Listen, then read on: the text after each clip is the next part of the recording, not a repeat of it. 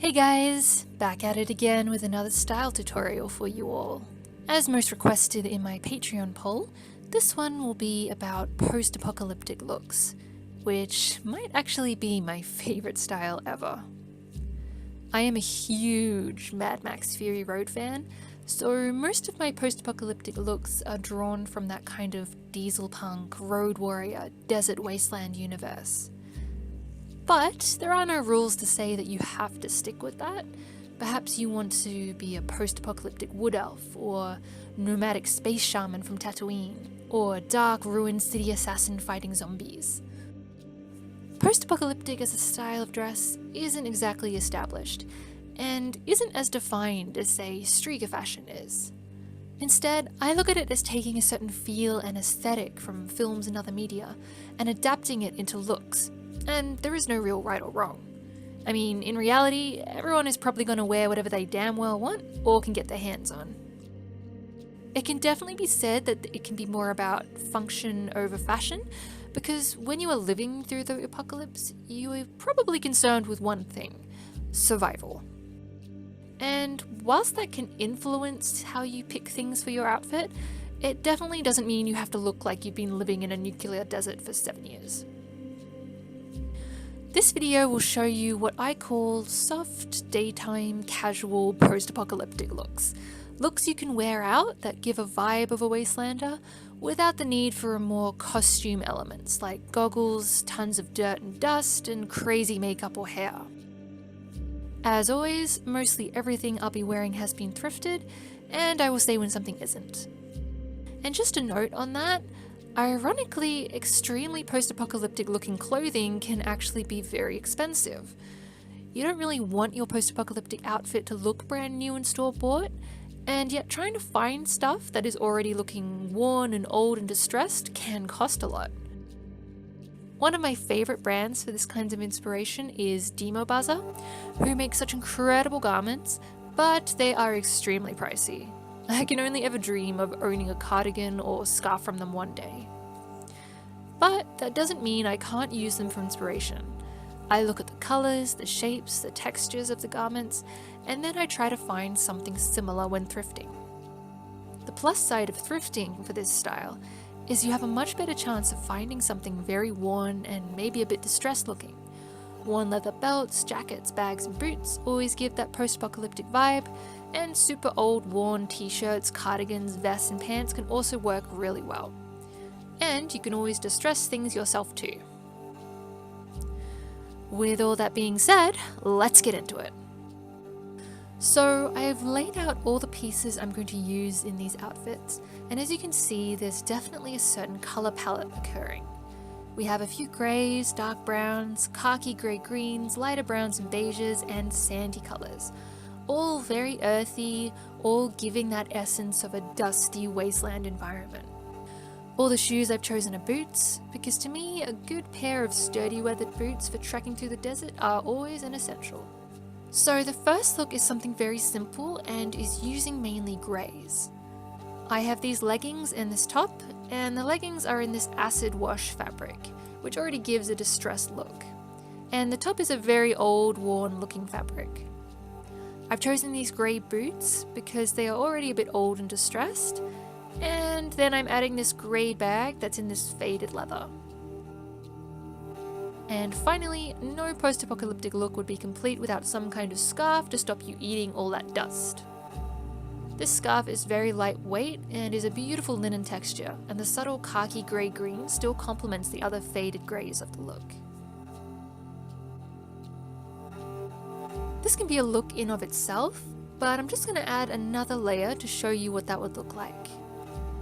I've chosen this thin khaki cardigan, which will match the scarf and also has this really interesting asymmetrical wrap cut.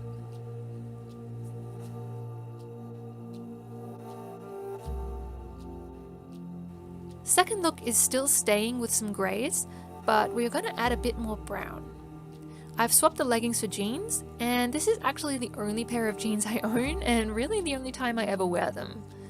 I bought these from Witchery about 5 years ago, and what I like about them is their washed grey colour and the motorbike panelling on the front.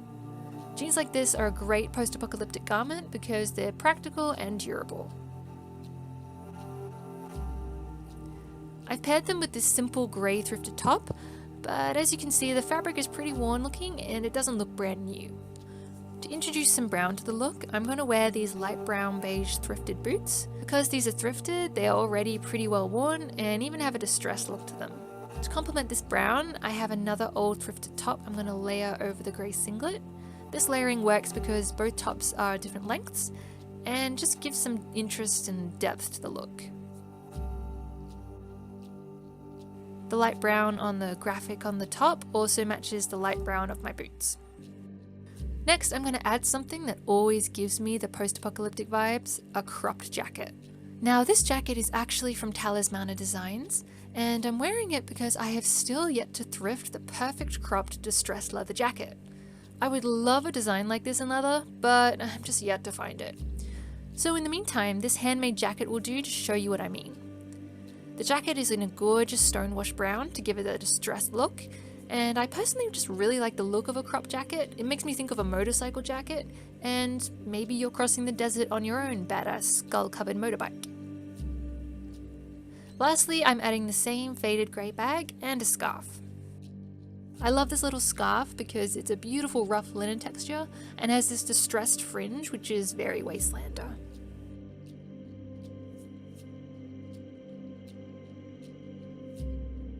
Now I'm going to move into more brown tones.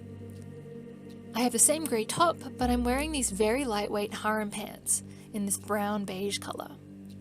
These pants are awesome because not only are they comfy, but definitely give the vibe of desert nomad and wasteland wanderer.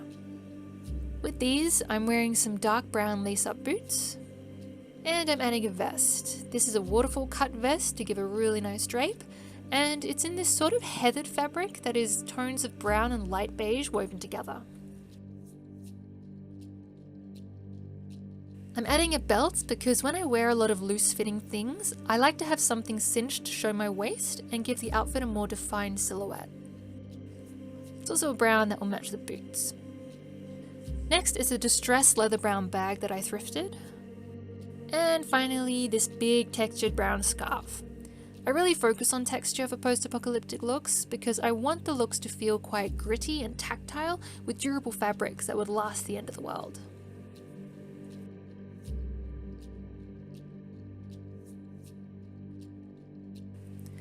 This is a complete look, but I can also add my crop jacket over the top, giving another layer to the outfit.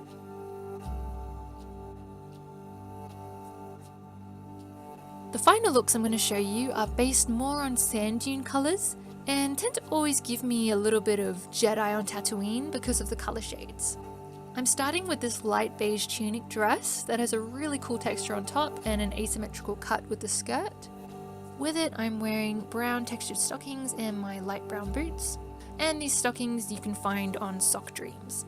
Over the top, I've picked this little linen vest that is a waterfall cut to add some drape and also features a really nice texture.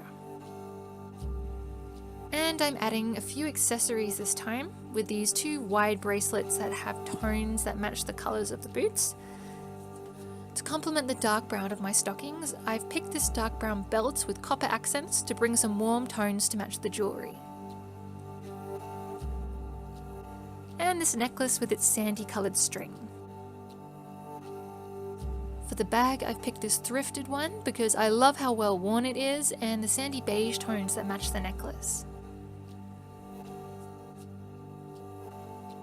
Finally, the scarf is a very lightweight one in tones of beige to complement the dress and the vest.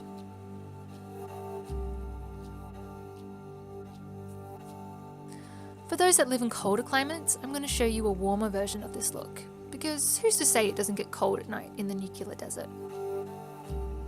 So same dress, stockings and shoes, but instead of the vest, I'm wearing this sand dune colour cardigan.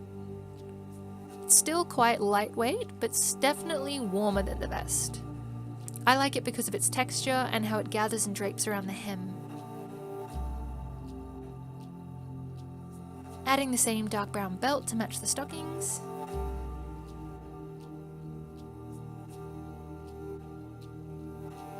And this time picking a dark brown bag as I don't have the warmer beige tones from the jewelry to match the other bag. Finally, we add this huge oversized taupe brown scarf that has these gorgeous fringe tassels to give a distressed edge to the look.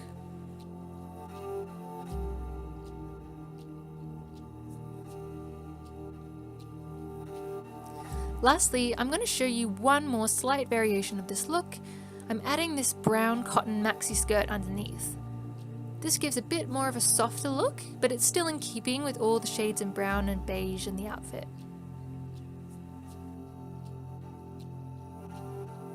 And there we have it. I know this tutorial hasn't been as linear as some of my others, but I guess because post-apocalyptic style isn't exactly defined, I really wanted to show you lots of different variations. What they all have in common though is earthy colours taken from wasteland or desert environment, lots of interesting textures and mixtures of fabrics, and some element of looking well worn and distressed. Nothing is shiny and new. I really feel like post-apocalyptic style is so broad and versatile and allows you to be really imaginative with your outfits. So I hope this has been helpful and see you all in my next tutorial.